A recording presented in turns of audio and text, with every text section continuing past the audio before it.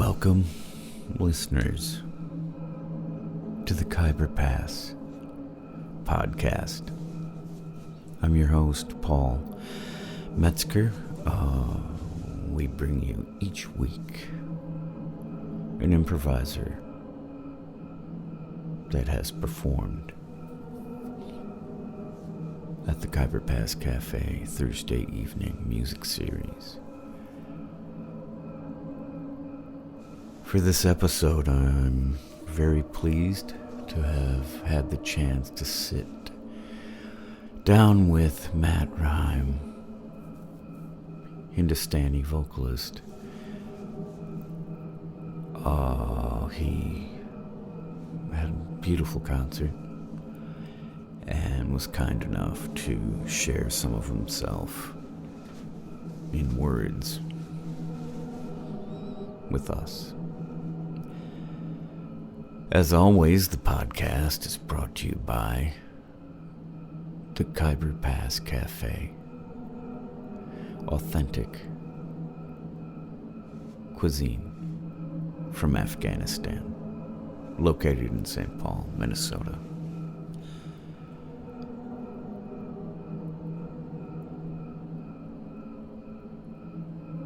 I have for you a short excerpt of Matt's singing for his accompaniment crew. Please check online because my pronunciation is not up to the task for tabla player, harmonium, tambura. And I apologize for my lacking. So we'll have that short clip and then move into the interview with Matt Rahaim.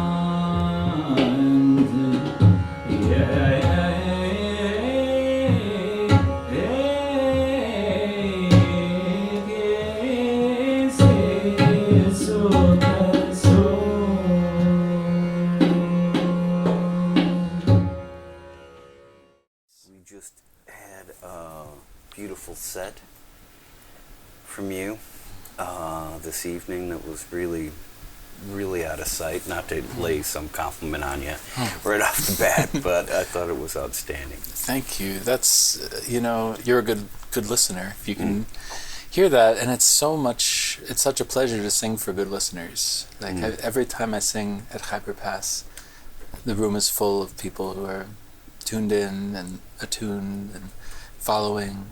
They're there with you, and that makes such a difference. That's the kind of music I want to make. It feels good in the room, and we've run into some musicians that aren't ready for that.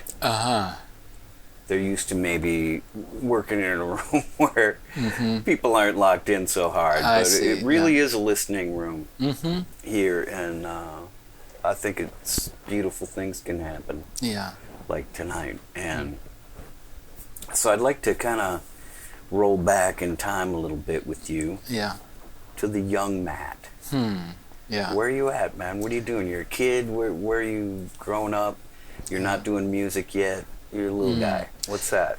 When I was a little guy, I was doing music. I was banging around on the piano, staring at the piano keys a lot. Okay, so like what age are you saying? You're like 5. Okay, so you're just a little.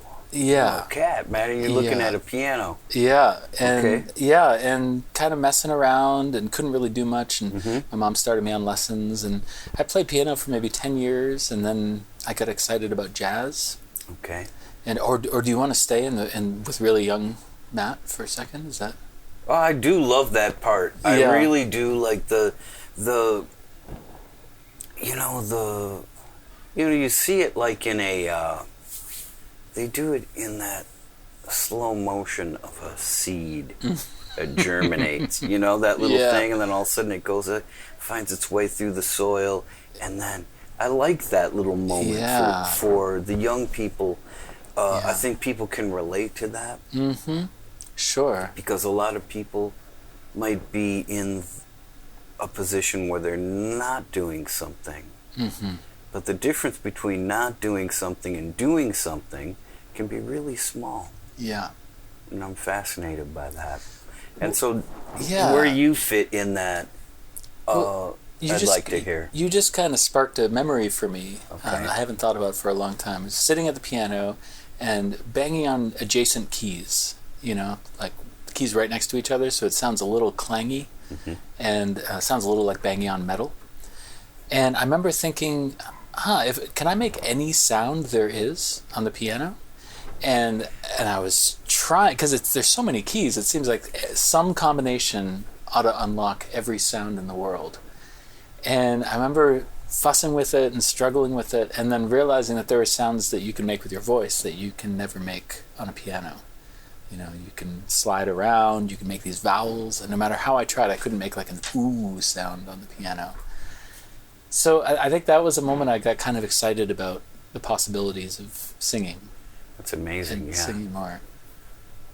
Yeah, so you heard the sound and it reminded you of like maybe the kitchen, where you maybe hear a couple pans or that type of thing. Yeah, you really were like, oh, where's all the other shit? Sure. Oh, that's great. Yeah. I love that. And I started playing in a band, and I was playing in school. There was a jazz program at my school, and I had a very supportive teacher. You had an instrument, which piano. was piano. I was playing piano. Okay. Yeah, and I loved. I was really into John Coltrane, Kind of Blue. I listened to a whole lot, and Bill Evans on there is so good. Yeah, right. And he's heartbreaking on that recording. Yeah, me. Like delicate, tasteful, and somehow like the possibility of just playing and kind of staying in one zone for 10 minutes, 15 minutes, 20 minutes. That was really appealing to me. That was something I wasn't hearing on the radio that much. It was Eric in the Evening was on WBUR. I remember it's a jazz show. Okay. Guy with a beautiful voice. So sometimes you'd hear it on the radio, but for the most part, that was like a world that I had to explore with records. Yeah. Yeah. And then my neighbor, it turns out, played sitar, and he came over and he asked me to record him. And so I got to sit there with headphones and listen to him playing sitar for like 45 minutes. Just picking up, playing straight through alap, vilambit, drut. And so he had tabla with him, or he was just going straight? Great question. As I recall, it was just him. He was trying to make like a demo tape. I think he wanted to find other musicians to play with, but sure. It was like 1994, 1995 or something. And so anyway, the point is, I was so engrossed in what he was playing, and I was so moved by his focus and his attention and his willingness to sink into music for 45 minutes at a stretch.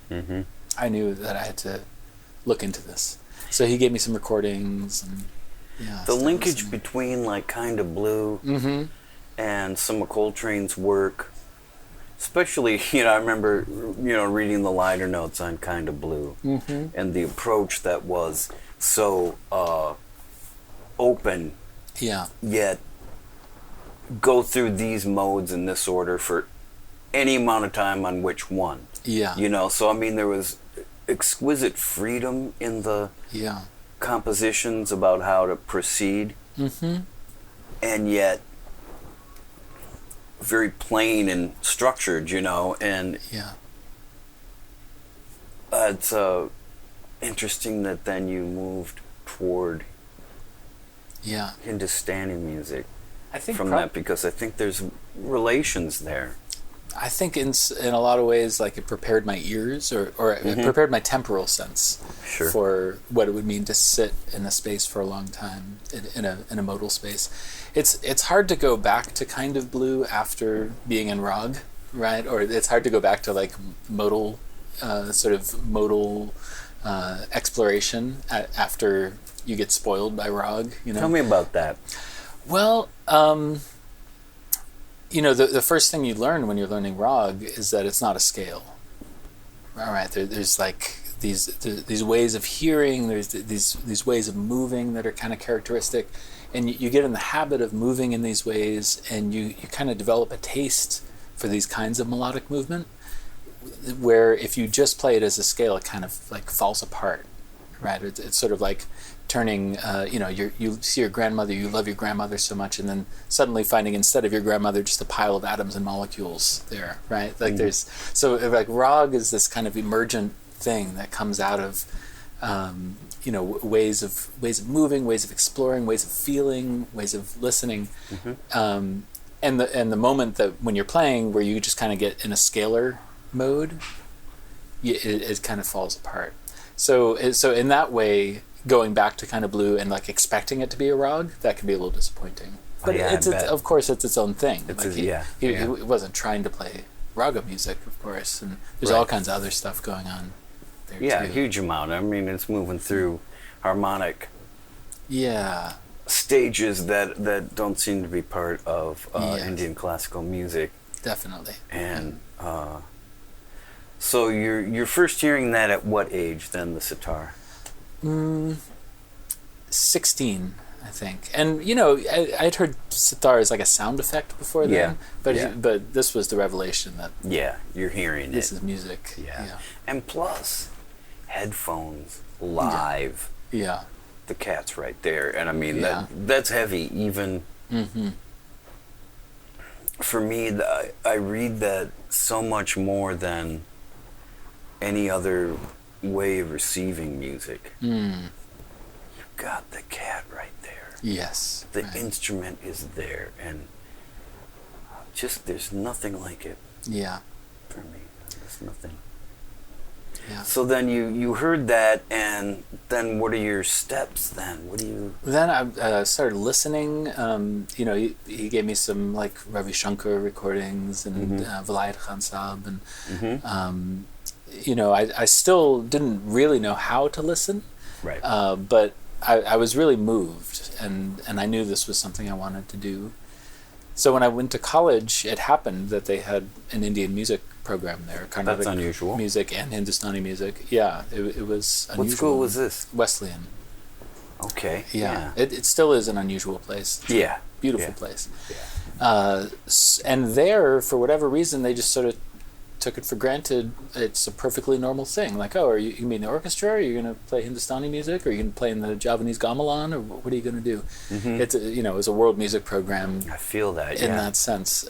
So I was just kind of spoiled there, where it just seemed like a perfectly natural thing to do to practice Hindustani music. Oh, where's Matt tonight? Oh, he's at home practicing. He's singing raga music tonight. And so how did you find yourself to, because your first attraction is instrumental.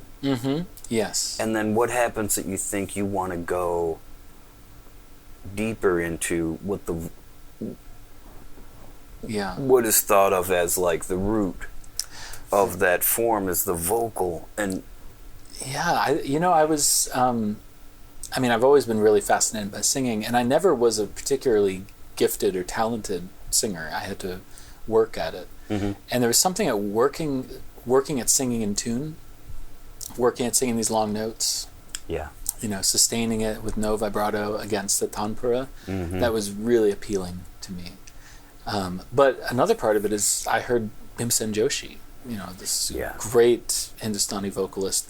In a lot of ways now I realize, like, kind of a maverick, or, you know, kind of an innovator in some ways, in a lot of ways. And his voice inspired me a lot too. His sort of exuberance, his freedom, his precision. You know, you just hear him. You hear him loving his own music. He's so evocative. Oh God! Yeah. And so that was your vocal guy in a way? Was, well, he sort of made me think that, or you know, got me excited, got me passionate about what might be possible for singing raga music. Not that I ever thought I would be as good as Bhimsen Joshi. And at that time, I was still kind of dabbling around in it. I was into composition. You know, I was into literature. I was into science. I was just kind of exploring. You're a young cat that's interested. Right. Yeah. So this was an interesting thing. And then after college, I went to India on a grant and got to study there. And that's where I met my first serious guru, Vikas Kshalkar. And that was in Pune. And I met him. He worked me really hard. He had me coming to his house every day for a year. Incredibly generous, incredibly kind, incredibly patient man. And this was part of the inspiration. How do you find this? It was just through connections, friends of friends of friends. You know, I first was connected to Veena Sahasrabudhe, who was one of the greatest singers of the 20th century. And she was always touring at that time, and so she recommended, like, if you want everyday talim, if you want everyday instruction, go to Vikasji.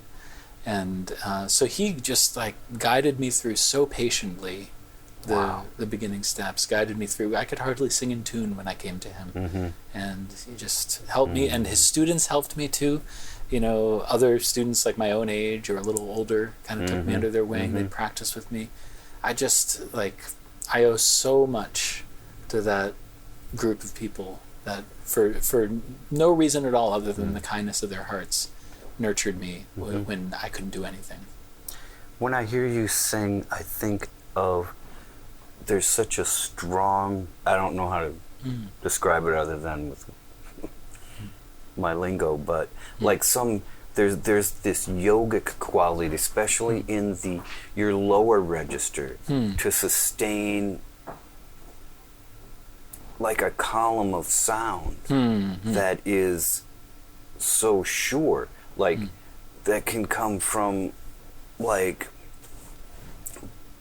it seems like so much body relaxation. Is that something that's happening with you, or that's am I just... Yeah, you get up early and you I'm out. Or you get up late, and first thing you do this. Okay. You sit down and you sing at the very bottom of your range, and you just move around singing very, very long, low notes at the bottom of your range. And you can sing lower in the morning than later in the day. That's how you build that resonance. And I'm still building it. I've heard it blossom in you over the time that I've been familiar with your singing. And it's so compelling to hear that particular range, because in order, I feel, to produce that, you really need, for me, I feel like you just need to be sitting right inside of that. Yeah, it takes that morning practice. And I think probably if you've heard it develop over the time you've known me, it's probably because of my current guru, L.K. Panditji, Lakshman Krishna Rao Shankar Panditji, who I started going to in 2012 in Delhi. So I moved from studying in Pune to studying in Delhi, and he insisted on this daily low practice. It's called courage.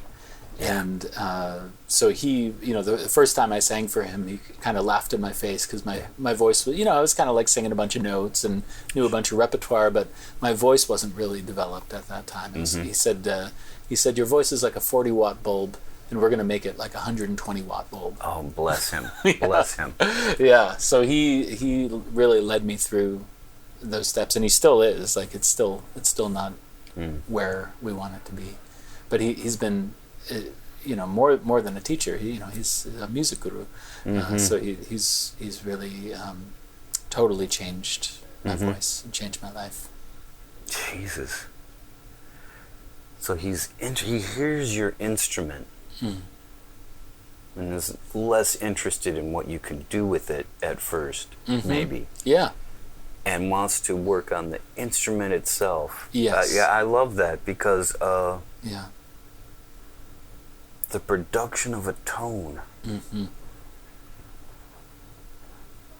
I mean, there's nothing really quite like that. I mean, that's what we're all chasing down. Yeah, that's right. And I get really excited about learning new material. I find, learning a new raga, it's like falling in love. Yeah. It's like you're discovering something new about this thing every day. And he's always telling me, like, slow down. Don't go crazy about new ragas. Don't go crazy about singing fast. Yeah. Just sing one thing right. Then we'll get started. Oh, that sounds really, really good. I'm really blessed to be learning with him. It sounds like it. Yeah. So... that's where you're at right now. You study with him. Yeah. And something I'm interested in that we talk about on the podcast is improvisation.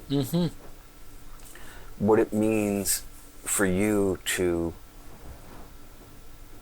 step outside of the composition and bring some of who you are inside of that. Yeah. Can you talk about that a little bit and how that works within this?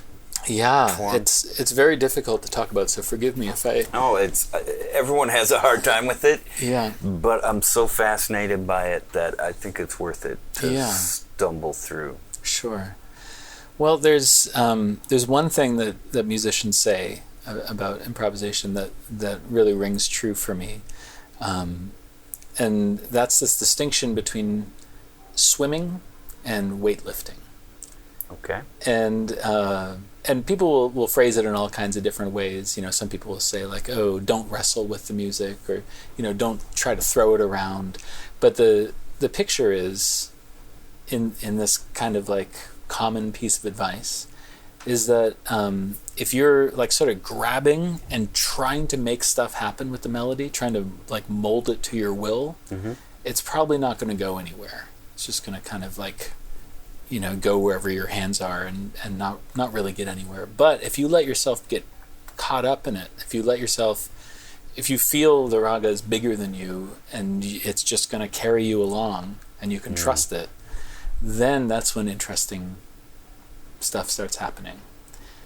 And paradoxically, the way to get there, the way to get to the surrender, is requires a lot of mechanical repetition. You learn a phrase and you sing it literally hundreds of times until you're sick of it. You're bored of it, way past the point where you can sing it okay, and to the point where it's sort of singing itself. And so you're just sitting in your basement practicing these phrases over and over and over and over and over again, and then 1 minute, it's kind of like in the Karate Kid, there's kind of a picture of this, right, where it's like wax on, wax off, and then suddenly he can block spontaneously. Something like that happens, where you can then just kind of surrender and let your voice take itself, and if everything's happening right, the rag is kind of there around you, guiding you, and you can let it go. Now, for me, I'm still kind of a beginner in the big scheme of things. But when you see master musicians at work, the very best singers, I feel like you can see that. You can see how they're sort of being sung by something. And they'll have these brilliant moments of insight. They'll be exploring something willfully, but also the sense that they're, that rag is happening. Rag is ragging, rather than that they're like trying to exert their will on it. It's interesting because I've heard what you're talking about in that it can seem as though the listener is experiencing what's happening much in the same way that the musician is. Like, and this crosses genres and all kinds of stuff, but when the musician stumbles into something, let's say, just by putting themselves in however it happens, but there's this little glimpse of freedom, and they know it and you know it, and it can be really brief, so transient, that moment. Yes. But if you've tasted it, you just wait for it. I found, if you, in listening or in playing, if you've, do you relate to what that I'm absolutely saying? Yeah, absolutely. And it doesn't happen all the time too. No. Like sometimes you have to struggle and it never comes. I've seen Hindustani musicians just walk off stage because it wasn't happening for whatever reason, or take a break and come back later. And a lot of the folklore of teachers and students, the devoted student who's willing to endure anything for music, and the kind of finicky teacher, who is, always, has to be coaxed into giving up their music or giving up their secrets. The student is always doing things to sort of make the mood right, making pond for the teacher, or going out and getting the teacher's favorite foods, or whatever it is. A lot of the folklore has to do with getting the teacher in the zone, or like making the right situation. And then once the teacher has been sort of coaxed into it, that's when it happens. And listeners do that too. Yeah. So when you're sitting in front of listeners, it's like they coax a good performance out of you, with their attention, with their love, and their the signs that they're following what's going on. There's little things that people murmur in concerts. Kya baat hai, for example, is one. Wah wah, things like that. Sort of conventional statements of astonishment or joy. But it makes a real tangible difference in what's happening. If they're there with you, then you want to go further. There are parts of, speaking of myself, there are parts of that when I was younger that I didn't want to believe. I wanted music to be like if a tree falls in the woods but no one hears it. Yes. I wanted it like that. Like it doesn't matter that it's observed. Yeah. I had that reverence. Yeah. But when I loosened on that and started to feel what you're talking about, just Yeah. a little bit, I was like, oh, I'm such a fool. Such a fool to You're in good company. do that. Yeah. I mean, suppose. it's not an uncommon thing, you know. But for me and for Hindustani music, you know, however cosmic it may be, in the moment of performance, in the moment of singing, when you're with people, has to be with people, has to be relational. Yeah. That was a big step for my head, but it completely resonates as truth with me now. A question I want to kind of get to, I don't know how you're doing for time, but so we'll wrap it up in a little bit. This is just general. So which musician, who am I listening to? Yeah, what do you listen to? And, you know, it could be within what your discipline is or outside of it. That's interesting to me. Well, let's see. I'll say within Hindustani music, my tastes are really at the moment kind of conservative and boring. The people I listen to tend to be real conservative traditionalists. So my own guru, who basically only sings repertoire from the 18th and 19th century. You know, he's not interested really in any 20th century compositions, which is unusual. But I love his what's called gayaki, his way of singing, his kind of vocal approach. I find it completely enchanting. So I'm really into him. Sharafat Ali Khan Sahab is another singer that I really admire a lot. He's an Agra Gharana singer, so it's a different mode of vocal production, but I'm completely in love with his voice. Veena Sahasrabudhe, the singer I mentioned earlier, another one of my favorite singers. So all of these people I'm mentioning are fairly traditional, even for Hindustani music. They're Okay. But I will mention one other really amazing piece of music I heard recently that wasn't Hindustani music. Okay.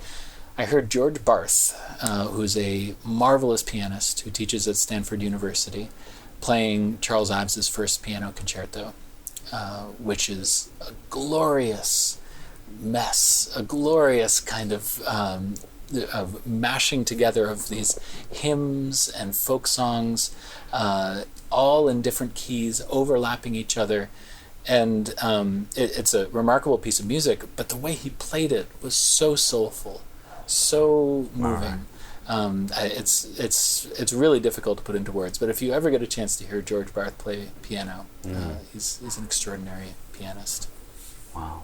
Well, thank you for that, because I like to know what's, the input and the output. Yeah. And I mean, I know there's so much more than just music that goes on inside of that. But thanks for taking the time on the podcast, and thanks for a beautiful concert. It's such a pleasure to talk to you, Paul. All right. Yeah. Thank you.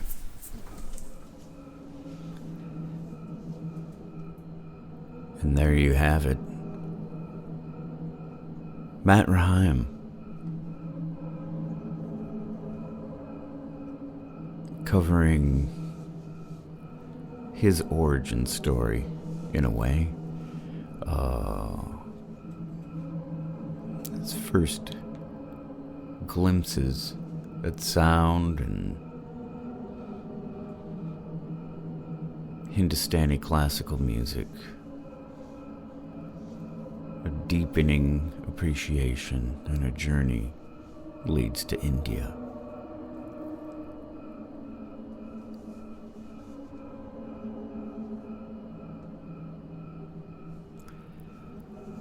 Very insightful in terms of improvisation.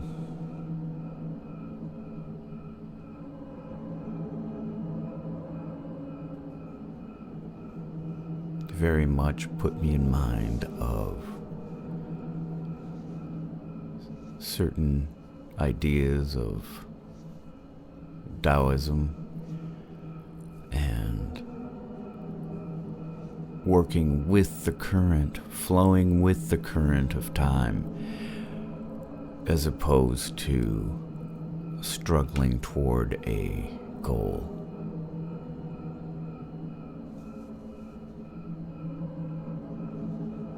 The Khyber Pass podcast, as always, brought to you by the Khyber Pass. No surprise there. They host a Thursday evening music performance. Adventures in Improvisation.